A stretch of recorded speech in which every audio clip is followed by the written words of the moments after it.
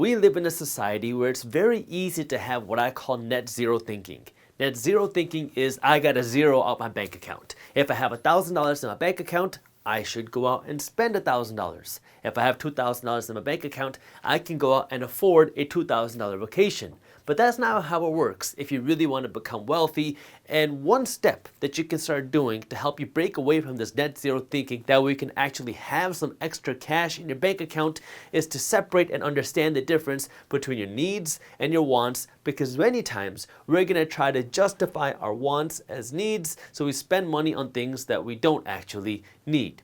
Like, my wife hates when I say this, but she might say something like, I need a new cell phone. That's when I always respond with, do you need a new cell phone or do you want a new cell phone? I need a new jacket. Do you need a new jacket or do you want a new jacket? And this is where now you got to start differentiating the needs from your wants. And you also want to make sure that you're making enough money. That way you can buy your spouse all the things that they want, not just the things that they need. But that's a topic for a different video. This might require you to change the definition of what a need is. Because the first time I started making $100,000 a year, I was in school. And at that point, I realized that I did not really want anything. I needed to invest in myself. I needed to invest in my business, and I needed to accumulate my assets, and I wanted to buy as little liabilities as possible. So I had shoes that had holes in them, and I taped up my shoes. I literally took masking tape and I wrapped up both of my shoes, and that's how I walked to school, even though I was making a lot of money as a kid going to school. Did I need new shoes? Well, most people would say yeah.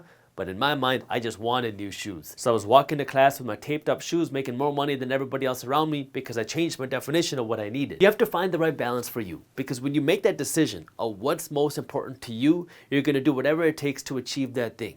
If you really, really, really want that Gucci handbag, you're going to do whatever it takes, even if that means going into debt to getting the handbag. If you really want to build wealth, if you really want to save up some cash, you're going to make whatever sacrifices you need to save that cash. And you just got to make that decision of what's the most important thing for you right now. If it is saving that money, then you're going to stop eating out. You're going to stop spending money. You're going to live smaller. You're going to stop spending so much money on food out, and you're going to live off of rice and beans until you can save the $10,000, because you know that every dollar you spend is pushing you one step away from your goal. Now, obviously, you don't want to live this extreme poor poverty lifestyle forever, but you got to be willing to make these sacrifices. That way you can accelerate your path to whatever that financial goal is. And this is where you got to find the right balance for you. Maybe it's $10,000, then you start easing up on the gas pedal. Maybe it's 100 grand, maybe it's $1 million. But this is where you got to start figuring out what's most important to you right now, and how much are you willing to sacrifice to get there. And the first thing, which is the simplest thing, not the easiest thing,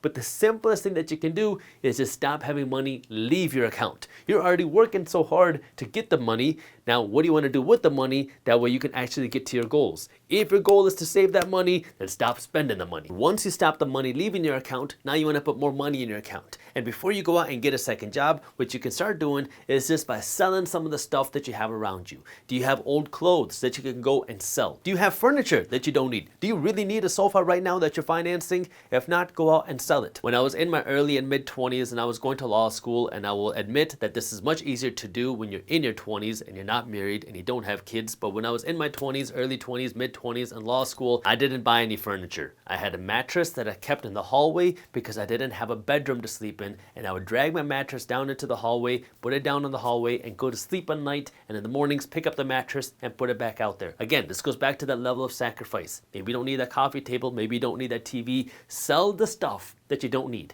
And if you have stuff that's just collecting dust, sell that too. Because right now you got to get rid of the things that are just sitting there not doing anything. Turn those things into cash. And if you have furniture and electronics that you have financed around you, whether it's laptops, cell phones, sofas, all that stuff, if you have financed any of that, or kitchenware, I need you to sell that, turn it into cash, pay off the debt, and buy something cheap. That way now you don't have money constantly leaving your account for something that is just losing you money. A fridge, a sofa, a TV, all these things are liabilities. And if you have debt on any one of these things, I need you to sell those things ASAP, turn those things into cash, pay off the debt, and buy something that's cheap. buy a cheap fridge that's working, buy a cheap sofa that lets you sit there, buy a cheaper TV, or just don't buy a TV. That way now you have some actual cash in your hands and you don't have to keep paying money for all the stuff that looks nice. And now if you're saying, but Jaspreet, what are people gonna say when they come over and they don't see my stainless steel fridge anymore and they see an ugly white fridge? Well, the ugly white fridge is gonna keep your rice and beans just as cool as the stainless steel fridge, so suck it up for a little while until you can save that cash and afford the things that you really want. Because if you keep living your life based off of what other people will think, well, you're going to have a very tough time becoming wealthy. And as soon as you can break out of that mindset of stop worrying about what the majority of people think and you start worrying about what's in your bank account,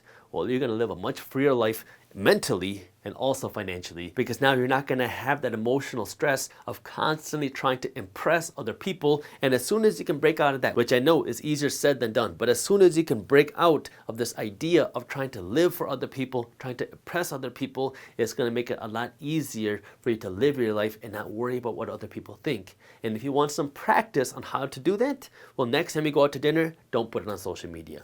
Don't post your life on social media, because many times, not everybody, but many times, we use social media as a way to satisfy and impress other people. And even if you say, but Jaspreet, I don't do that, I just like posting it.